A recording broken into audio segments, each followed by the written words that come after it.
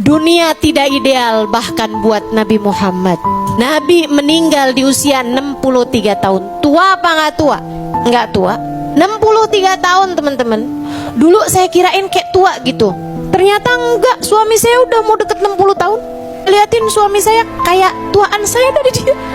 Masya Allah. Ternyata nggak tua-tua amat. 63 tahun tuh nggak tua.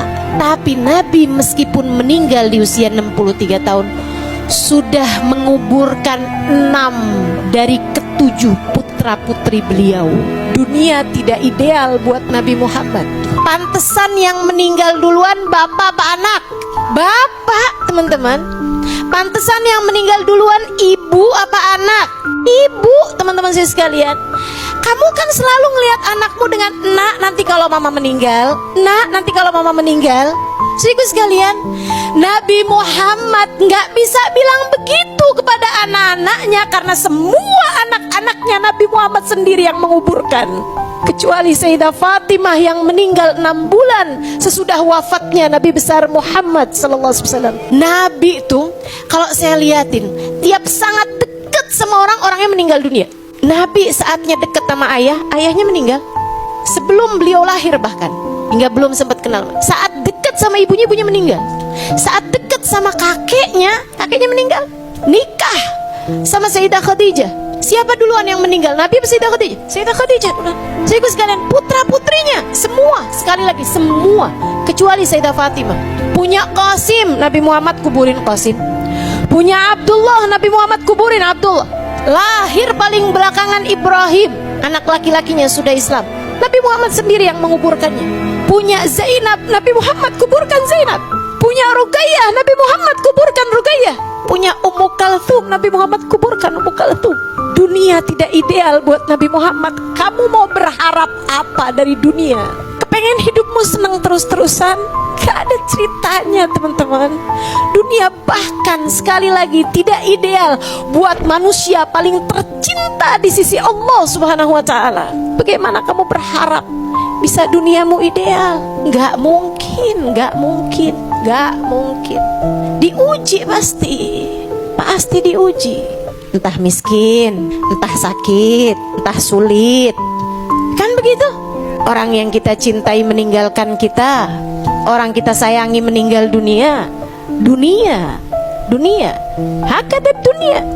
Emang kayak gitu ceritanya dunia. Saya kalau ngadu sama guru saya tentang suatu hal dari urusan-urusan dunia gitu kan, sampai sekarang belum ada anak nih Hubaba. Hakadat dunia Halimah. Dunia emang kayak gitu Halimah. Mau ngarep apa? Semua diuji, semua dengan masalah masing-masing. Jangan sok merasa kamu paling gede ujiannya. Yang paling gede ujiannya Nabi Muhammad. Jangan juga ngerasa bahwa hidup akan baik-baik aja terus-terusan. Gak mungkin juga. Bahkan kepada Nabi Muhammad aja gak gitu. Saya tuh sampai sering mikir loh, kenapa ya Allah tuh ngasih ujian menabi gedenya luar biasa. Kayak semua jenis ujian pernah dirasakan sama Nabi Muhammad, sampai ke mentoknya gitu. Betul gak? Dibenci sama orang. Teman-teman saudara sekalian, siapa di antara kita dibenci sampai pedang berjejer di depan rumahnya? Siapa? Ada? Gak ada. Nabi Muhammad pernah. Siapa di antara kita yang dibenci sampai ditaruh racun di makanannya? Ada? Gak ada.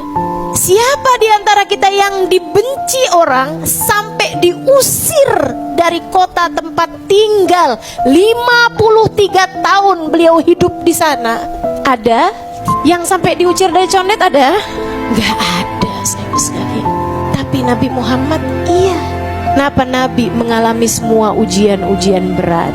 Sebab dokter yang hebat, ia mengalami apa yang dikeluhkan oleh pasiennya. Ia pernah mengalami semua, merasakan semua yang dirasakan pasiennya. Dia bakal jadi dokter yang hebat. Dan Nabi Muhammad Allah persiapkan buat kita umatnya, teman-teman. Karenanya Allah berikan kepada Nabi Muhammad semua jenis musibah-musibah berat. agar di saat kamu sedang ditimpa musibah apapun aja bentuknya, kamu bisa bilang, ya Rasulullah, assalatu wassalamu alaika ya sayyidi ya Rasulullah, khudh biyadi qallat hilati adrikni ya Rasulullah.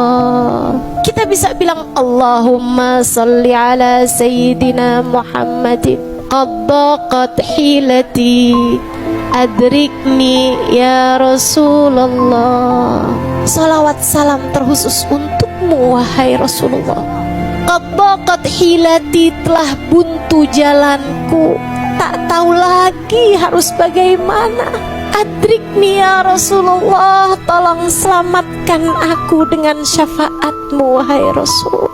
Dan saat itu Nabi menjadi satu-satunya orang yang akan berkata kepadamu, aku mengerti perasaanmu, sebab aku pernah mengalami bahkan yang lebih berat darimu. Jadi kenapa Nabi diberi ujian sebesar itu dalam hidupnya? Karena rahmat Allah kepada kita umatnya, agar kita umatnya tak pernah perlu merasa sendirian menghadapi apapun yang terjadi dalam hidup.